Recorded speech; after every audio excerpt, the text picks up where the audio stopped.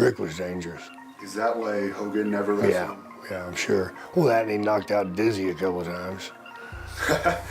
Which was pretty funny. From Jake the Snake Roberts, whose real-life wife became the unwilling centerpiece of a feud that crossed every personal boundary imaginable, to Hulk Hogan, the biggest name in wrestling history, who flat-out refused to ever step in the ring with Rude because he considered him too dangerous. This is what WWE legends had to say about Rick Rude. Jake the Snake Roberts.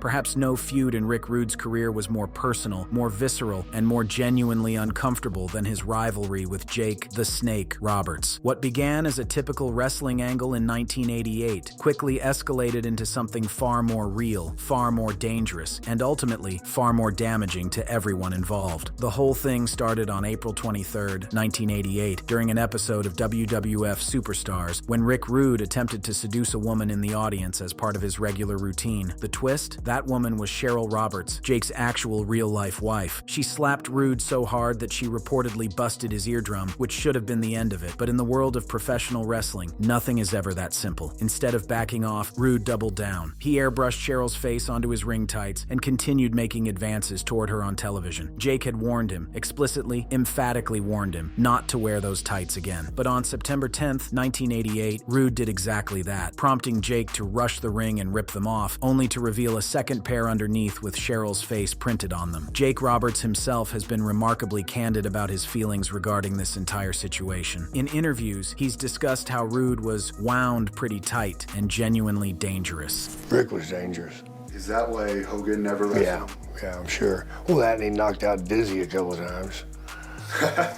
Which was pretty funny. The feud blurred the lines between kayfabe and reality in ways that made everyone uncomfortable. Jake's wife didn't want to be on camera, didn't want to be on the road, and certainly didn't want to be the subject of another man's sexual advances, scripted or not. When asked about Rude's later tragedies, including his death, Jake has admitted he had no sympathy for a man who crossed such personal lines. It's a stark admission from a fellow wrestler, but it speaks to just how deeply Rude's actions cut Jerry the King Lawler.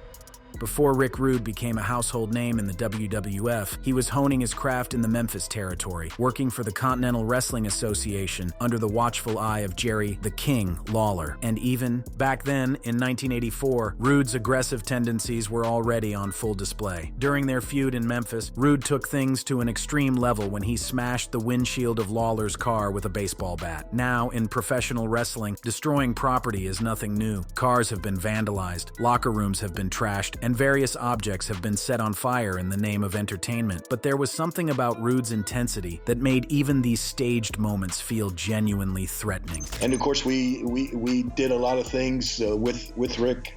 The car incident in the parking lot, and just all sorts of things. But Rick was just, he was from the get-go. It was right off the bat, and he had. And his promos, especially with Danger. Right off the bat, that's what he used to break my car windshield out. Lawler has described Rude as someone who was breaking out as a star even in those early days, with his overconfident, arrogant heel persona already fully formed. But that persona wasn't entirely an act. The car windshield incident became a memorable moment in their rivalry, but it also served as an early warning sign of what Rude was capable of when provoked: the ultimate warrior.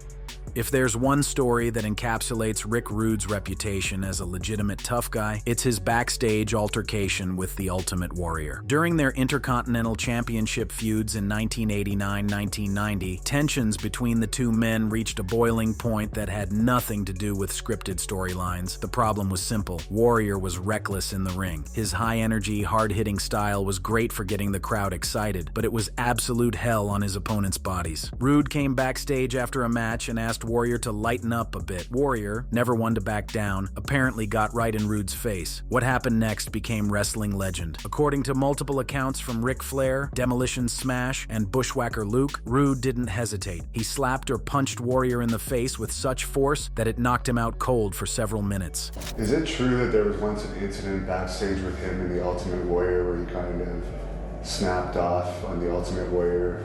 He did it with a couple of different people. Rick's a very honorable guy. In wrestling, he'd take care of you, expect you to take care of him, and he wanted to have the best match of the night. And that's kind of how all of us guys from Robbinsdale were. It was, you wanted to steal the show. And if something wasn't your way, I mean, you'd get upset about it. And I don't know what the whole story was, but it's probably one of those incidences where the Warrior probably nailed him a few times in the ring. And you know, Rick wanted to have the good match, so he didn't take it out on him in the ring, and then he came back in the dressing room and, you know, set him straight. You know, he did that with a few people, too. The incident sent shockwaves through the locker room and reportedly contributed to Warrior's lack of sympathy following Rude's death, viewing him as a difficult and risky opponent who, in Warrior's mind, didn't deserve pity. It was a brutal assessment, but it spoke to the lasting impact of that backstage confrontation. Sting. Of all the disturbing incidents in Rick Rude's career, perhaps none is more shocking than what allegedly occurred between him and Sting in the aftermath of a career-ending injury. In May 1994, during a WCW International World Heavyweight Championship match at the Fukuoka Dome in Japan, Rudy's career came to a devastating end. The match called for Sting to execute a top rope splash, but the ring was set up on a raised platform. Rude had specifically warned Sting about the dangers of this move given the ring's setup, but the splash happened anyway. Rude's back hit the edge of the platform, causing catastrophic damage. He would never wrestle again. What followed was a lawsuit and a desperate attempt by Rude to secure his Lloyd's of London insurance payout. According to Buff Bagwell, Rude sought favorable testimony from Sting regarding the incident. When that testimony wasn't forthcoming in the way Rude wanted, things took a terrifying turn. Bagwell claims that Rude pulled a gun on Sting during a roadside confrontation to pressure him. I walked out to his car, he opens up his trunk, and there's a belt sitting there right next to a 357. And he just kind of looked in the trunk, and he looked at me, and he reached in, and I thought, well, here it goes. Yeah. And he grabbed the belt, and he handed it to me. And I think that, he made a statement, and that was the end of it. While this specific clip refers to a different confrontation with Eric Bischoff, it demonstrates Rude's willingness to use intimidation and the threat of violence to get what he wanted. The Sting incident represented a man in chronic pain, facing the end of his career, resorting to desperate measures. It's a tragic chapter in both men's lives. Hulk Hogan. When it came to Hulk Hogan, the biggest star in professional wrestling history, even he wasn't immune to Rick Rude's intimidating presence. In fact, Hogan reportedly refused to wrestle Rude in any meaningful matches throughout their time together in both WWF and WCW. The reason? According to Ric Flair and others, Hogan saw Rude as too dangerous and wound pretty tight, comparing him to a Tasmanian devil with his intense pitbull-like mentality. After witnessing or hearing about Rude's backstage beatdown of the Ultimate Warrior in Savannah, Hogan wanted no part of working with someone who could snap at any moment. Yeah. The problem is that when Hulk came, right? Right. He wouldn't work with Vader, and he called Rick the Tasmanian Devil. He wouldn't work with Rick. And to this day, Hulk Hogan, after all the time in WWE and WCW, Hulk never wrestled a Rick Rude. Correct, Eric? Yeah. Never. He wouldn't do it. Think about that for a moment. Hulk Hogan, the man who main evented countless WrestleManias, who body slammed Andre the Giant, who was the face of professional wrestling for over a decade, to this day never had a proper wrestling match with Rick Rude. That speaks volumes about just how dangerous Rude was perceived to be. When even Hulk Hogan is afraid to step in the ring with you, you know you've earned a reputation. Shawn Michaels.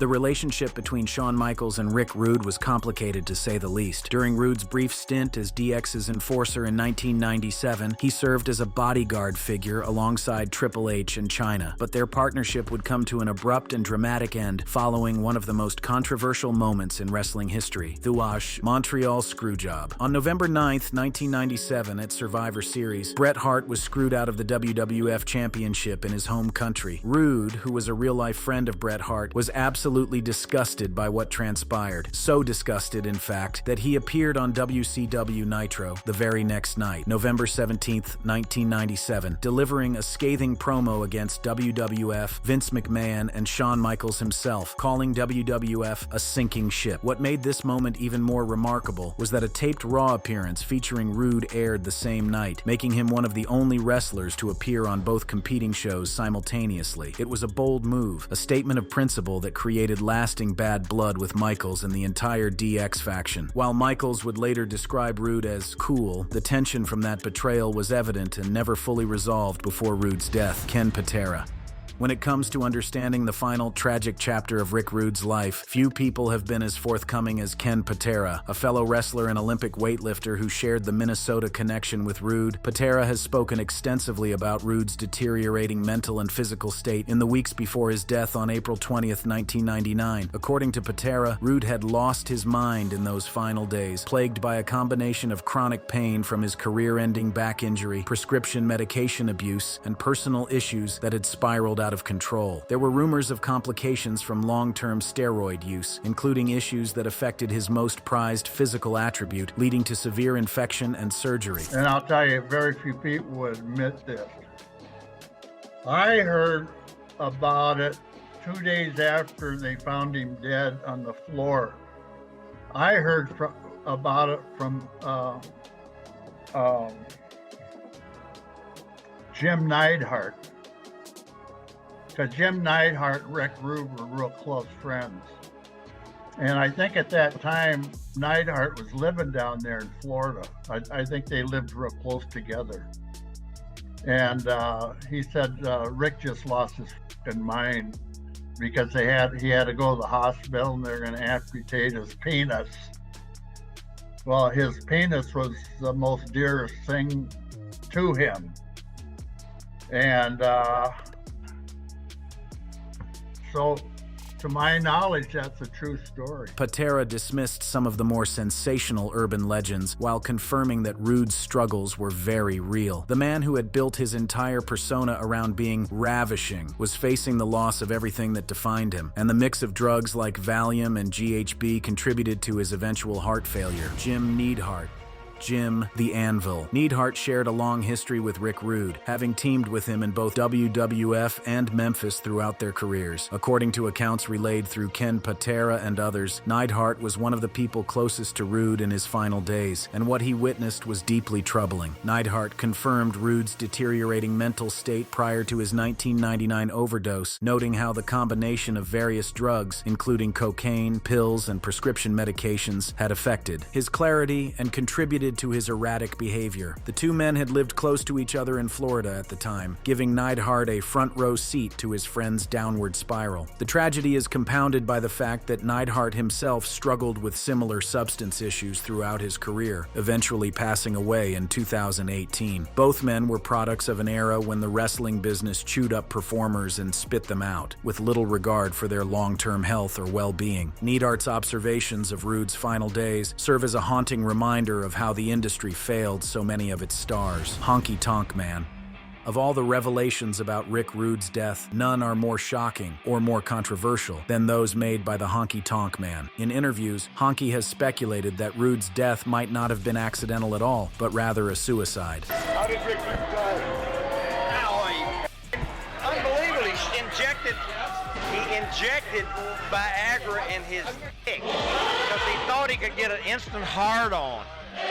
And he could fuck a lot of broads, but instead he got an infection and his nuts swelled up the size of cantaloupes, so they had to cut everything away from him. Then he went home and killed himself. What a way to go. Killed himself? According to Honky, empty prescription pill bottles of Valium and GHB were found near Rude's body, and he believes Rude was battling severe depression despite his outward ravishing image. The theory, confirmed by Greg Valentine as well, suggests that Rude's struggles with self-consciousness and the physical complications from his lifestyle became too much to bear. Greg Valentine has corroborated elements of Honky Tonk Man's story, adding credibility to what might otherwise seem like baseless speculation. Whether or not the suicide theory is accurate, the mere fact that multiple colleagues believe it speaks to how troubled Rude was in his final days. Ric Flair. Ric Flair, the Nature Boy himself, had a complicated relationship with Rick Rude that spanned their time together in WCW. Their feud saw Rude win the NWA World Heavyweight title from Flair in 1993, but the competition between them wasn't always friendly. Flair has described Rude's arrogance as something that often made enemies in the WCW locker room. His cheating tactics and intense rivalries created real resentment among his peers, even as they acknowledged his incredible talent. Flair himself has recounted the story of Rude beating up the Ultimate Warrior backstage, using it as evidence of Rude's legitimate toughness. Yeah, but what happened was Rude had kicked beat up the Warrior in Savannah bad in the locker room, and that just kind of sent a message because Warrior had said something about Rick. You know that story, right, Eric? No, I don't know. I had not heard that. Okay, well, WWE apparently the Warrior made some remark, probably just in passing, but that wasn't even a time when social media was like it is now, right? But it was like one of those things like Rude's not good enough to get a shot at the title or whatever, right? Yeah.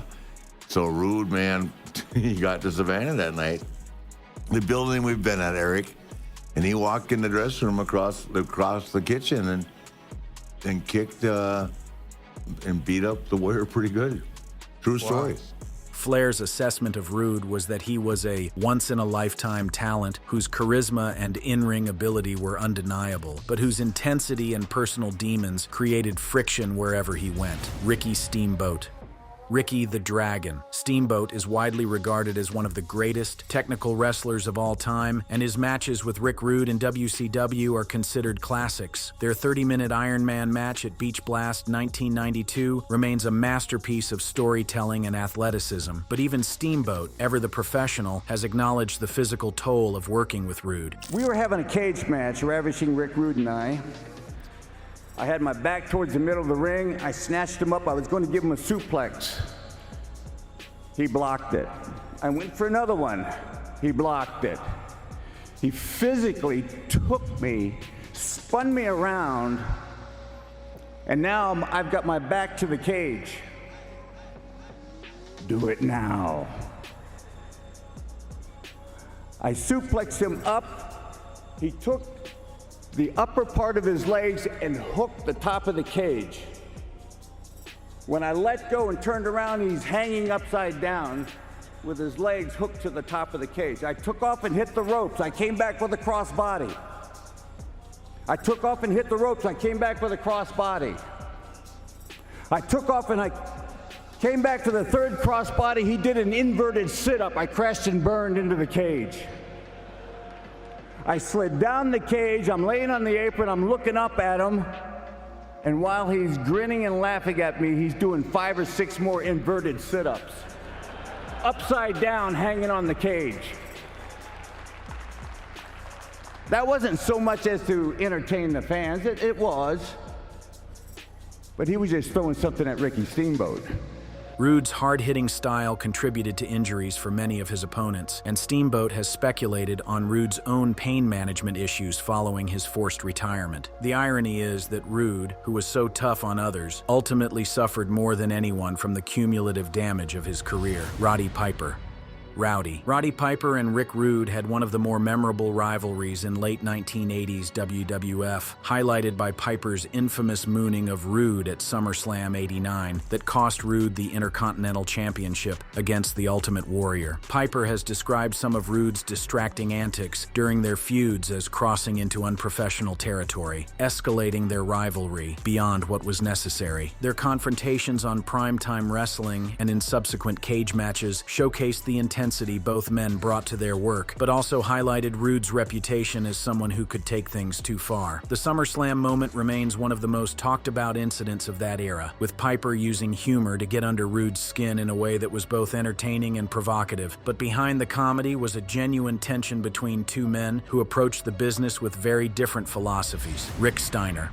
When it comes to Rick Rude's toughness outside the ring, few stories are as illustrative as the one told by Rick Steiner about a bar fight in St. Louis. According to Steiner, he was out drinking with Rude, Kurt Hennig, and Haku when some locals decided to start trouble. The result was predictable. Rude quickly took a couple guys out, demonstrating the same pit bull mentality that made him so feared in the locker room. With Haku, legendary for his own toughness, and Mr. Perfect by his side, the troublemakers didn't stand a chance. The incident, sometimes referred to as the St. Louis Showdown, reinforced Rude's reputation as someone you simply did not want to mess with, whether inside the ring or out. Steiner has acknowledged that of all the wrestlers he worked with at bars as bouncers, Rude was probably the toughest because he simply wasn't scared of anything or anyone. Rick Martel. Rick the Model. Martel traveled extensively with Rick Rude during their time as fellow heels in WWF, and while they never actually wrestled each other, Martel got to know the real Rick Rude better than most. According to Martel, Rude was someone not to mess with in the locker room. He could hand out a beating if provoked, which made him both fun to be around and genuinely fearsome. It was a delicate balance. Rude was friendly and personable with those he liked, but heaven help anyone who crossed him. Martel's observations align with what so many others have said. Rick Rude was a complex individual whose charisma and talent were matched only by his intensity and capacity for violence. He was the kind of person you wanted on your side, because the alternative was terrifying. Jacques Rujo. Jacques Rujo, known to fans as the Mountie, has echoed the sentiments of his fellow wrestlers when discussing Rick Rude. He's described Rude as a wonderful and fun guy, who was nonetheless incredibly tough and ready to fight at a moment's notice. According to Rujo, Rude never went looking for trouble, but if trouble found him, he was more than capable of handling it. This readiness to fight, while admirable in some contexts, also led to unnecessary conflicts and contributed to a lack of sympathy from those he clashed with over the years. Bruce Pritchard. When you work in professional wrestling, you learn very quickly that pranks and ribs are simply part of the culture. The boys in the back have been pulling jokes on each other since the earliest days of the carnival circuits, and it's generally understood that if you dish it out, you better be able to take it. But as Bruce Pritchard discovered firsthand, Rick Rude was not the kind of man who appreciated being on the receiving end of a practical joke, no matter how harmless the intent might have been. On his popular podcast, Something to Wrestle, Pritchard recounted a memorable incident that perfectly encapsulated Rude's volatile temperament and his complete inability to laugh at himself. The prank itself was relatively simple in conception but elaborate in execution. Pritchard, known for his impressive vocal impressions, impersonated Dusty Rhodes on a phone call to Rude, convincing the ravishing one that the American Dream himself needed to meet with him urgently about important business matters. Rude, ever the professional who took his career seriously, dutifully made his way to the designated location and proceeded to wait outside an office for hours, fully believing that Dusty Rhodes had summoned him for what he assumed was a significant career opportunity or important discussion. Hour after hour ticked by as Rude sat there, growing increasingly impatient, but refusing to leave because he believed something substantial was on the line.